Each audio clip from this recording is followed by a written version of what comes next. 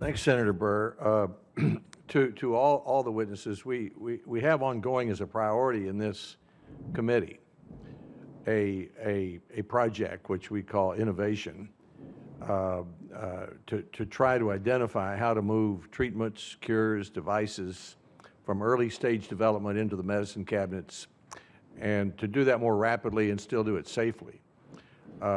We're doing that in a bipartisan way. We're doing it parallel with an effort in the House called 21st Century Cures. President Obama is very interested in it because of his interest in precision medicine. I've talked with him about it. So what I'd like to say to the four of you and to your agencies is that train is moving through the station this year. We expect to finish that work this year. We already have a bipartisan working group of staff members that Senator Murray and I have constituted. So if there are specific legislative things that you need for us to do, now's the time to do it.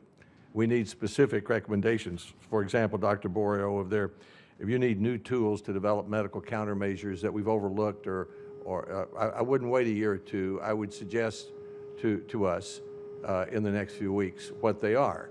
And I think we will succeed with this. There's no reason we shouldn't because of the broad interest and support we have both from the administration and from the Democrats and Republicans on the committee. I have two questions I want to ask, but I want to go back, Dr. Lurie, I want to go back to this who's in charge question. When I was a governor, I used to have a phrase, who's on the flagpole? You know, if nobody was on the flagpole, nothing got done. If somebody was on the flagpole, usually we'd show up the next week and, you know, it got done because it would be that person.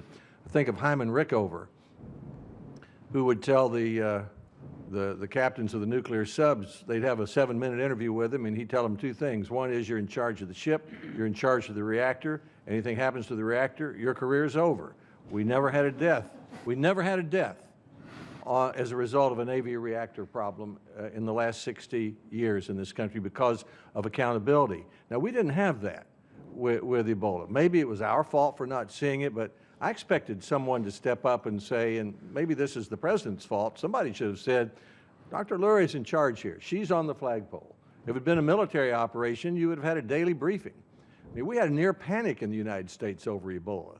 I thought for a while that if I had announced or gotten someone to announce, or if you had announced that if you'd take your flu shot, you wouldn't get Ebola, we'd save 10,000 lives because people would go take a flu shot, an Ebola shot, because people were so afraid of Ebola.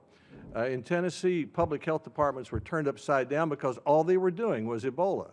In hospitals, they were spending all their time and money buying suits for Ebola. All that was good. The reaction was good, but it needed to be put in perspective, and people were afraid. So I think we should think about if the Assistant Secretary of HHS can't be seen in an epidemic as in charge, then maybe we should change the law. I mean, I know you thought about this, but first it was Dr. Frieden, next it was NIH.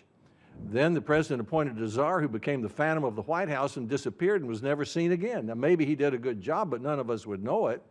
He wasn't available to testify before this committee or any other committee because he was a White House czar. So this is something we should think about before we have another incident like that. Now, let me go to you, Dr. Robinson. I was at Dr. Crow's, I think James Crow's work at Vanderbilt University. He's developing antibodies for Ebola, one of the most advanced centers for that kind of work down there. It was very, very impressive he did some of the work with ZMapp that has been mentioned, but he talked about the valley of death. And his antibodies for Ebola are many years away from being available to help cure someone.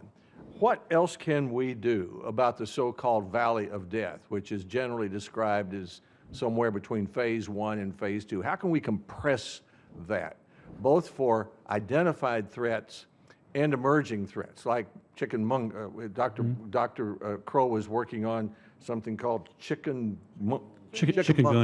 Yeah. Now, that's not an identified threat. That's another one of these things that here it comes at us from out of left field, and it's not even in line with an identified threat. What else can we do about the valley of death? And I'd conclude by by saying again, if there are legislative things we need to do, this year is the time to do it.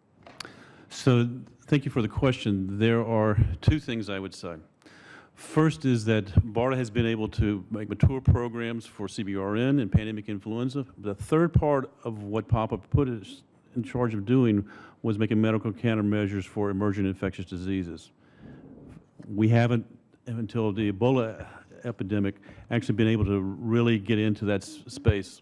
And we now are fully there with all our response capabilities and everything that we've done for the others. We are setting up an emergent infectious disease division that will have response and preparedness responsibilities, and we need to be able to afford to do that and prioritize those high threats for emergent infectious diseases to do that. The second thing is our Centers for Innovation and Advanced Development and Manufacturing were for advanced development. But what we had to do, because candidates were so early in development, we had to reach back very early. And we realized that's something that we do well and we can go forward with, and actually being able to take, with response capabilities, early development, even almost discovery, and bring them forward. We did this with Ebola monoclonal antibodies with several companies starting from scratch, and they were able to do it in 4 or 5 months, and now we're being able to go into non-human primate studies, and we'll be going into clinical studies later. We can do that, but we need to be able to have the resources to do so. Senator Warren.